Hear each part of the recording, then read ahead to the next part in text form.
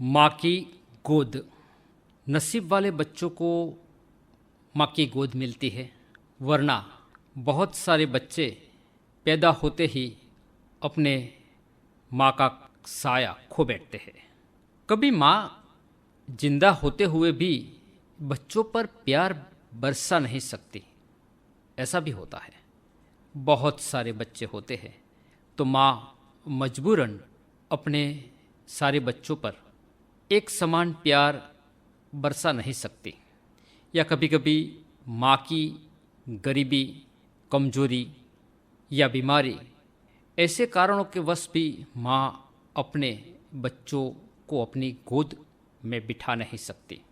जो माँ पूरे दिन काम में व्यस्त रहती है, वो माँ अपने बच्चे का अधिकार उसे दे नहीं सकती। जो गरीब है, दुर्बल है, अशक्त है, वो माएँ भी अपने बच्चे को गोद में बिठा के खेलने का मौका नहीं दे सकती। माँ की गोद में बैठना, माँ की गोद में सो जाना, ये एक अलभ्य अनुभव जीवन का रहता है।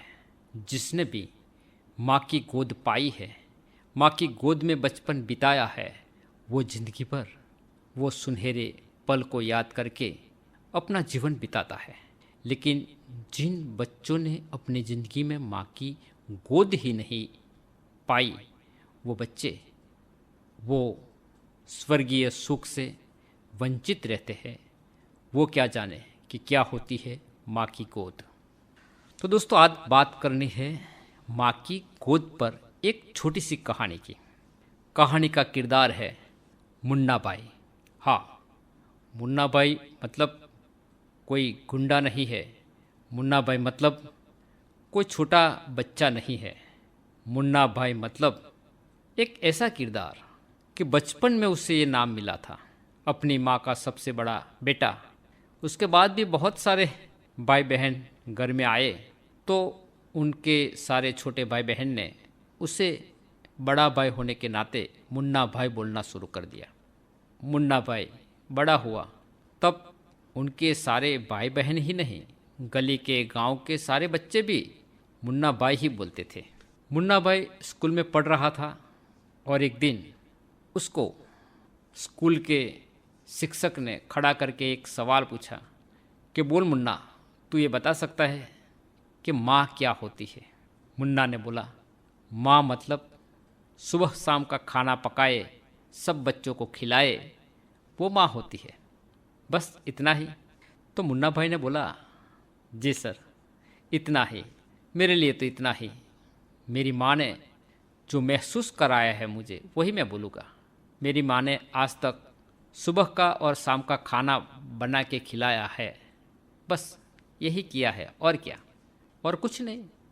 नहीं, मेरे जन्म के बाद मेरे छोटे भाई बहन भी आते गए तो मेरी माँ मेरे छोटे भाई बहनों की तरफ ध्यान देने लगी और मुझे लावारिस बच्चे की तरह छोड़ दिया।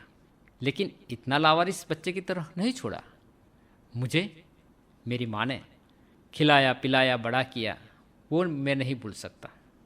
लेकिन हाँ, मुझे और एक दो लाइन लिखना है तो मैं ये लिख सकता हूँ या बोल सकता हूँ अपनी माँ के लिए कि माँ मतलब स्वर्ग, माँ मतलब सब कुछ, और ख़ास करके माँ की गोद, जिसमें बच्चा छोटा हो या बड़ा हो छुप के रो लेता है, छुपके से सो लेता है, स्वर्ग की अनुभूति रहती है।